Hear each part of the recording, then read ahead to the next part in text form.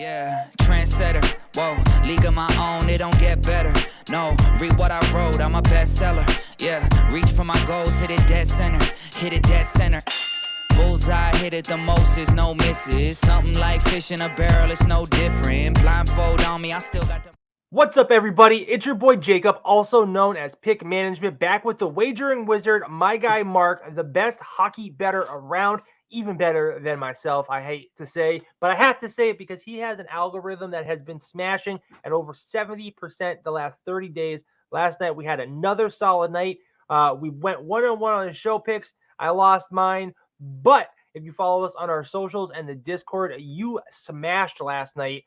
So we had a pretty solid night. We will hopefully be able to do that for you guys with our free picks right here on the NHL Betting Insiders. But Mark, say hello. Let the people know how your whole night was last night, and we will dig into today's full NHL slate. Absolutely. You know, again, we've got a full slate tonight, and I can't wait to get to that. I had a great Valentine's Day, spent it with my wife, had a wonderful dinner, came back in time to see that if you subscribe to the newsletter, I was able to post a 2-leg parlay on the very last game on tonight's schedule that hit. So, yeah, all in all, it was a fantastic night. Excellent. Yeah. Our Valentine's Day was good too. We fell asleep by about 7:30.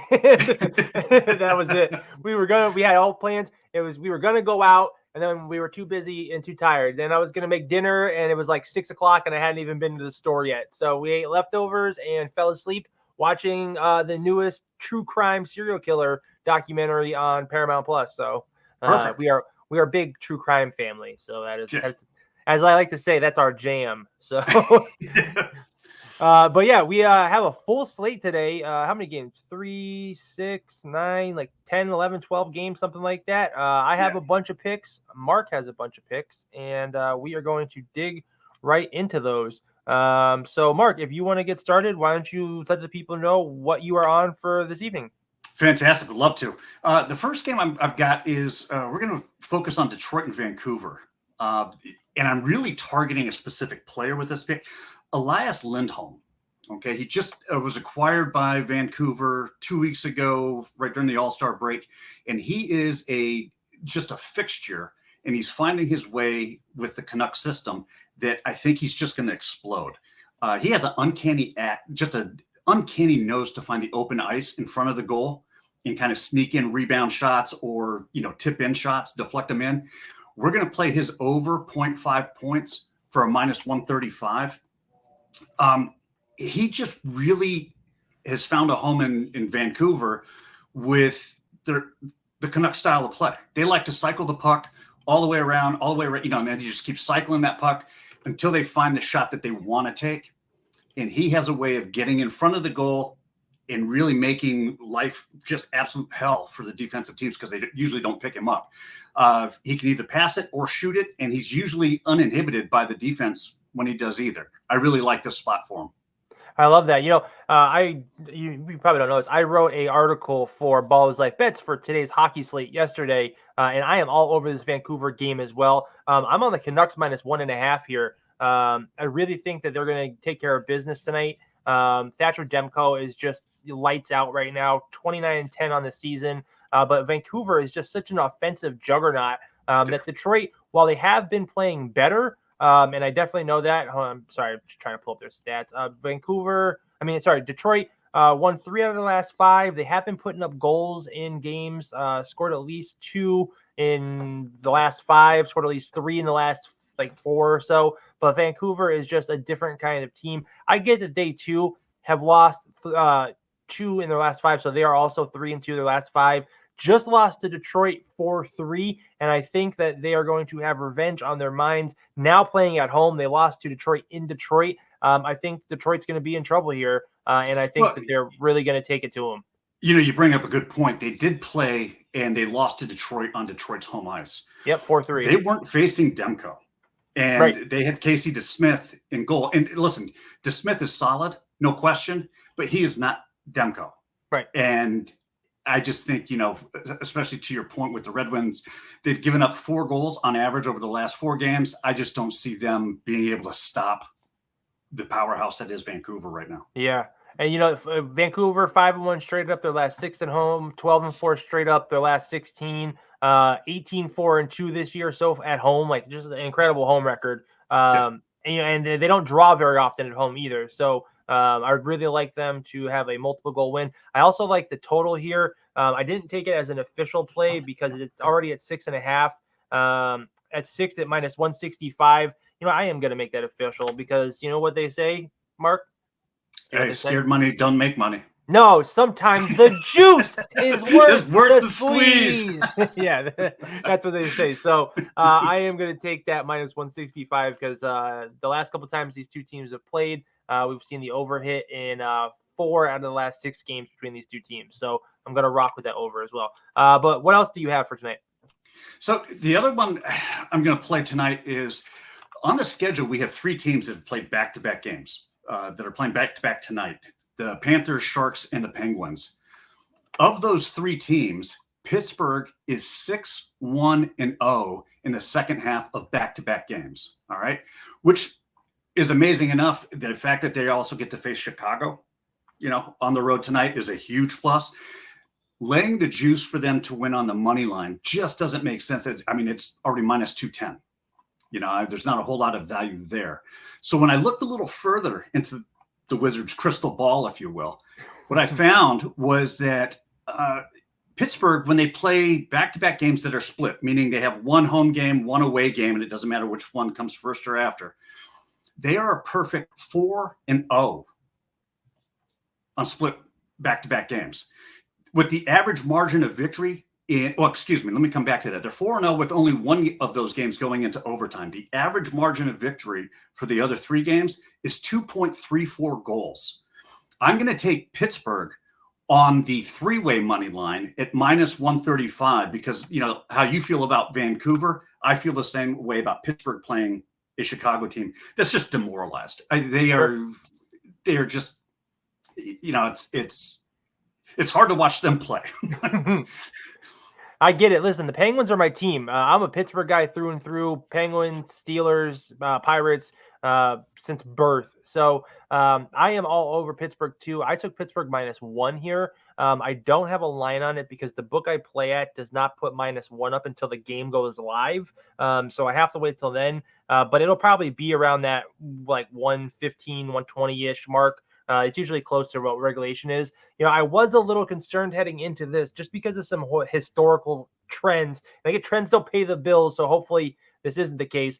Pittsburgh 3-13 straight up their last 16 games versus Chicago.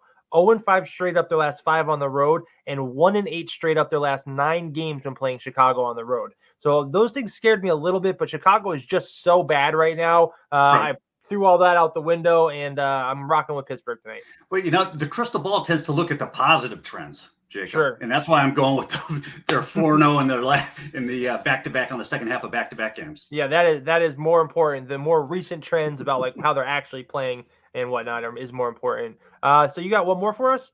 I sure do. All right. And I am putting together a 2-game money line parlay. We're going to go back to the Vancouver Detroit game.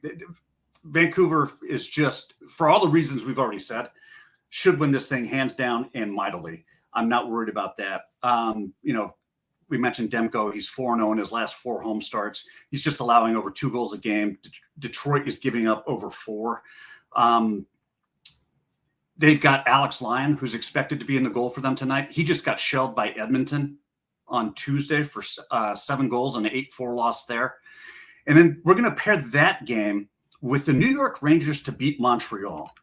And I looked at this, and you talk about 2 teams that are just they're going in different trajectories.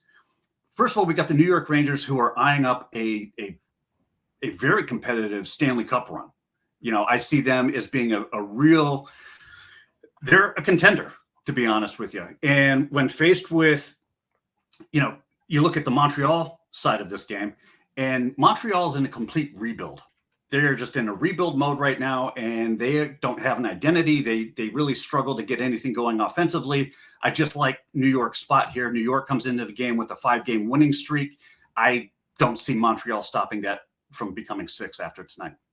And you're taking that on the money line, right? Yeah, taking on the money line, and when you put both New York and Vancouver together, you're going to get that at plus 110. It's 260, so plus 110. Awesome. You know what? I am also on the Rangers tonight for all the reasons you just said. Winners of 5 in a row. They beat some good teams in there too. Took down Tampa Bay, took down Colorado, took down Calgary. One thing that was a little concerning for me was they haven't been putting up a ton of goals, but with the way their defense has been playing, they're, if you go back even farther, they're 6-2 their last 8, not just 5-0 straight up. So, they continue to win. And I took the Rangers -1 here to take care of business versus the Canadians. Yeah, to your point, Jonathan Quick has just been confirmed as the starting goalie tonight. Yep. He's playing. Yeah. In his last 2, he's played 2 home games in the last 28 days, and he is 2-0 in those. He's given up 0.98 goals a game in those games. I really like that play.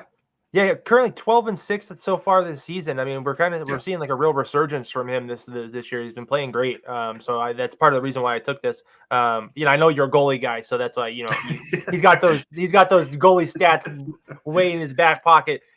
When it comes to NHL for me, like I'm not a player prop guy. I am really just totals and sides. That's really my thing. I honestly, I just don't have the time to dig into players in NHL like that. So you are all wrapped up with your plays. I have a couple of more for us tonight. Like I said, I'm on Vancouver in the over. I'm on the Rangers. I'm on Pittsburgh. I'm also on Boston -1.5 tonight versus the Kraken. It's another one of those situations where a really good team is playing a really bad team. Boston currently, sorry, I'm just pulling up my notes here. Boston 17-10 at home, but they're facing Decord, who's only 15-18, taking on Jeremy Swayman, who's 16-12 on the season. Boston 28-17 after a day off. They are just Boston, number 1 team in their division. Right. Stanley Cup hopefuls, all those good things. We've seen this line jump since open. And I think Boston, just really easily takes care of business against the Seattle team, 3-11 straight up their last 11, taking on a Boston team 8-4 their last 12. Also, Boston 15-4 straight up their last 19 February games. We have seen a lot of unders hit recently for Boston, under 7 out of 8 overall and 6 out of the last 6 at home. It's because their defense is just so staggering that I don't see the Kraken putting up a lot of goals here. And I think we get an easy multi-goal win from the Bruins. Did you have any thoughts on this one? Yeah, to your point, Jeremy Swayman just got confirmed. Joey Decord was confirmed earlier. Yep. And I just checked on that, and Swayman is confirmed as a starter. Boston has played a lot of unders recently. And to be honest, the model is saying that this is a trend that's probably going to continue with this game. Oh, yeah. All right, cool. Mark with the lean to the under, as do I. And we're, leaning on that algorithm pretty heavily. So I have a couple more plays. I'm going to the Philly-Toronto game, and I am all over this game as an over 6. I really like that. Let me see where this is at. Sorry, guys. Still at 6, didn't move. 6. Yeah, that's how I was just checking real quick. The over has hit in 15 out of the 25 home games for Toronto, 24-18-2 to the over after a day off. I have my more detailed stats for you guys. Sorry, it's hard to host a show and pull up all these stuff at the same time. I can fill in for you while you're looking at that because what we're looking at is a statistical almost dead heat. The degree of variance between the expected total goals for each team is so small and so tight that our model runs on a 60-minute model. It doesn't try to calculate for overtimes and shootouts, etc. It looks at a 60-minute model, and at the end of 60 minutes, they're almost in a virtual statistic dead heat as far as expected goal production. Yeah. So these two teams are playing pretty similar right now. Philly had a real resurgence. They had lost 5 in a row. Now they won 4 in a row, taking on a Toronto team who's 2-2 their last 4. Before that, they had won 3 in a row. So they are 5-2 their last 7 games. But more importantly, the over has hit in 7 out of the last 10 games between these two teams.